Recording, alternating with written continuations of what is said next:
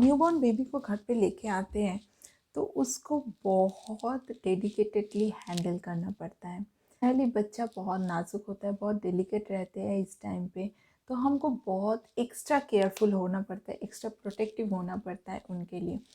Welcome to sharing experiences. और आज मेरा टॉपिक है ऐसे ही 10 चीज़ें जो बच्चे के लिए बहुत इम्पॉर्टेंट है, बहुत केयरफुली हमको हैंडल करना है।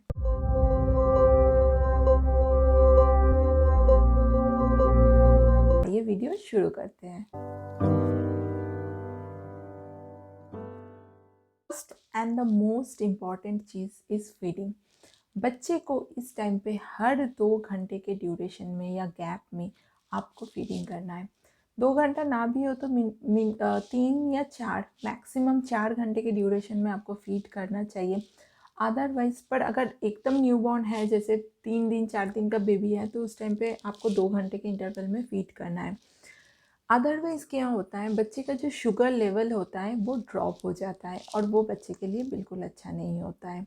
तो आप मेक श्योर कीजिए कि आप 3-4 घंटे के मैक्सिमम ड्यूरेशन या इंटरवल में आप बेबी को फीड करवा रहे हैं ज़रूर। जो मेजर और बहुत इम्पोर्टेंट पॉइंट आता है वो है बच्चे को वार्म रखना। इस टाइम पे बच्चे का हाथ या पैर का जो पम होता है वो इस टाइम पे बिल्कुल ठंडा नहीं होना चाहिए, हमेशा वो गर्म रहना चाहिए। और उसका बॉडी भी जो है वो गर्म रहना चाहिए इस टाइम पे। तो आप कोशिश कीजिए कि बच्चे को हमेशा वार्म प्लेस में रखने का। बच्चे को हवा के साथ एक्सपोज कभी मत करना न्यूबॉर्न बेबी को। उनको स्वेटर पहना के रख सकते हैं, उनको रैप कपड़े से रैप करके रख सकते हैं। अप टू 2 मंथ्स बच्चे को रैप में रहना बहुत अच्छा लगता है, क्योंकि उस टाइम पे उनका हाथ पैर का मूवमेंट इतना होता नहीं है। तो आप उस टाइम पे बच्चे को वार्म रखने की पूरी कोशिश कीजिए।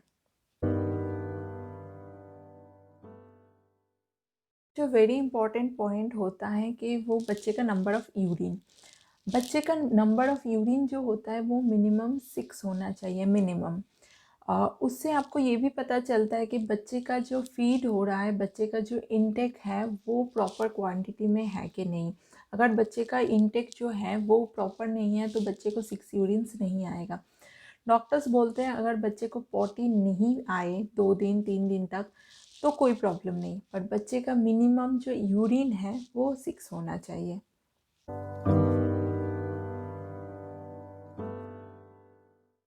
जो और एक बहुत इम्पॉर्टेंट पॉइंट है वो होता है कि बेबी का फीडिंग पोजीशन या लैचिंग। इस टाइम पे जो मम्मी होते हैं वो भी नए नए होते हैं, तो उनको भी बेबी को लैच करवाने में बहुत प्रॉब्लम होता है। तो आप थोड़ा सा कोशिश करना कि ये जो लैचिंग का टेक्निक है या प्रोसेस है, ये आप इधर हॉस्पिटल में जो नर्स या सिस्टर होते हैं उनसे काफ़ी हद तक वो चीज़ अपने अंदर एडप्ट करने के लिए।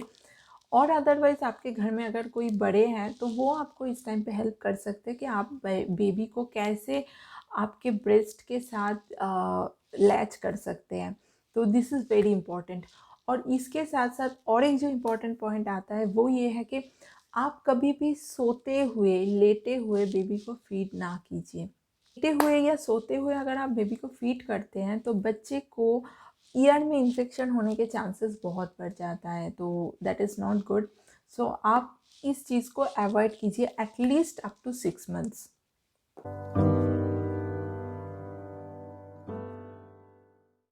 एक चीज़ होता है बहुत इम्पॉर्टेंट, वो है एम्बिलिकल कॉर्ड।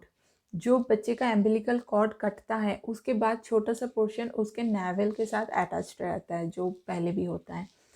तो वो चीज़ को आप कोशिश कीजिए कि वहाँ पे हाथ लगना या किसी का टच होना या ऑयल टच होना करवाना उसको थोड़ा सा अवॉइड कीजिए कुछ दिन के लिए।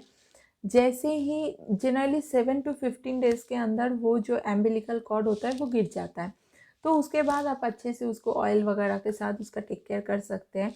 और जैसे ही वो गिरता है उसके बाद अगर वहाँ पे कोई पास या पहले कोई पास होता है तो उस टाइम पे डॉक्टर टी बैक्ट ऑइंटमेंट का प्रिस्क्राइब करते हैं, वो आप लगा सकते हैं, तो वो काफ़ी हेल्पफुल रहता है।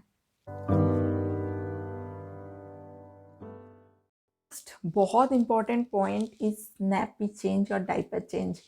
बच्चे का टॉयलेट का फ्रीक्वेंसी बहुत ज़्यादा होता है इस टाइम पे, तो आपको मेक श्योर करना है कि बच्चे का जो डायपर है वो हेवी नहीं होना चाहिए। क्योंकि क्या होता है, अगर बच्चे का डायपर भर गया है, वो हेवी हो रहा है, एक तो बच्चे को वो इरिटेट करता है जिसकी वजह से वो रोता है। बच्चे क्यों रोते हैं, इसके लिए मेरे चैनल पे और एक वीडियो है, वो उसका लिंक मैं नीचे डिस्क्रिप्शन बॉक्स में दे दूँगी, आप उसको भी देख सकते हैं फॉर फर्दर डिटेल्स। पर बच्चे को अगर नैपी वेट है, हेवी है, तो वो उसको बहुत इरिटेट करते हैं और उसमें उनको एलर्जी भी होता है, स्किन रैशेस भी हो जाता है। तो आपको कोशिश करना है कि आप मिनिमम मैक्सिमम 4 आवर के फ्रीक्वेंसी में डायपर चेंज करें। अगर उसके पहले उसका डायपर हेवी हो रहा है तो आप तभी चेंज कर सकते हैं। बच्चे के पॉटी होने के बाद उसका डायपर ज़रूर चेंज करना है।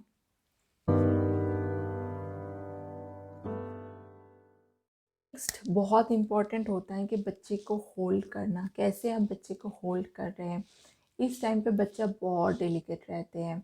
उनके जो नेक होता है वो इस टाइम पे स्ट्रेट नहीं होता है, वो बहुत नाजुक रहता है इस टाइम पे। तो आप या कोई भी बच्चे को जब भी उठा रहे हैं अपनी गोदी में, तो आपको मेक श्योर करना है कि बच्चे के नेक में एक सपोर्ट हो, हाथ का सपोर्ट होना चाहिए। हाथ का हो या फिर आप फीडिंग पिलो यूज़ कर रहे हैं फीडिंग के टाइम पे तो पिलो का हो। तो नेक में सपोर्ट होना बहुत ज़रूरत होता है इस टाइम पे।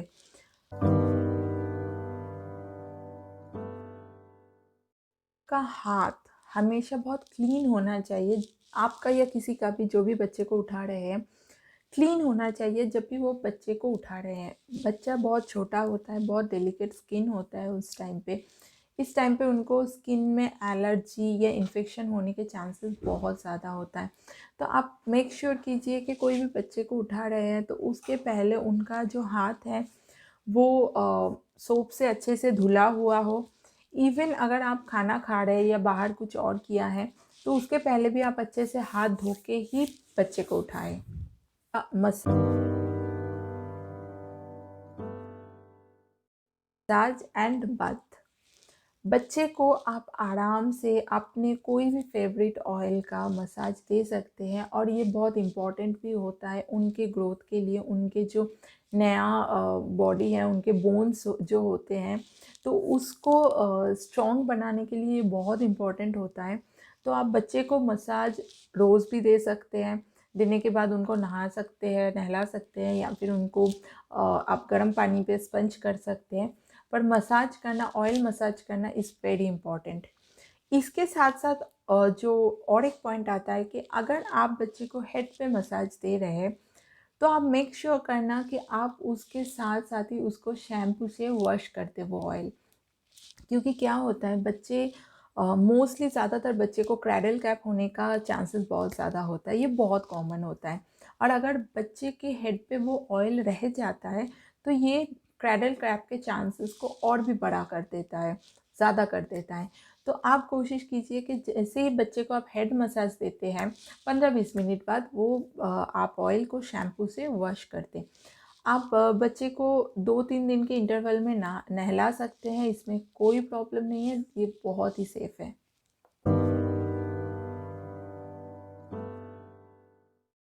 है वो है मेडिसिन्स।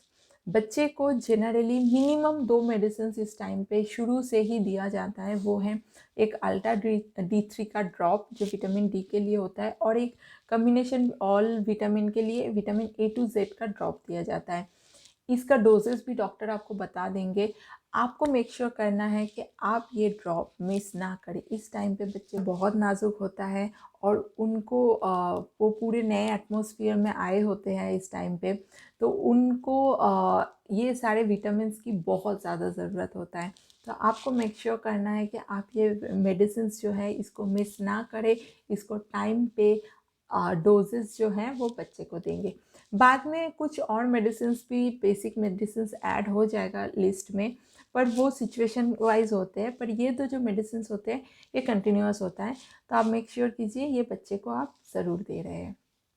वीडियो अगर आपको अच्छा लगे, हेल्पफुल लगे तो लाइक ज़रूर करना और इस चैनल को सब्सक्राइब करना। और अगर आपके फ्रेंड्स कम्युनिटी में कोई है जिनके घर में नया बच्चा आने वाला है तो आप उनके साथ ये वीडियो शेयर कर सकते हैं। Thanks for watching.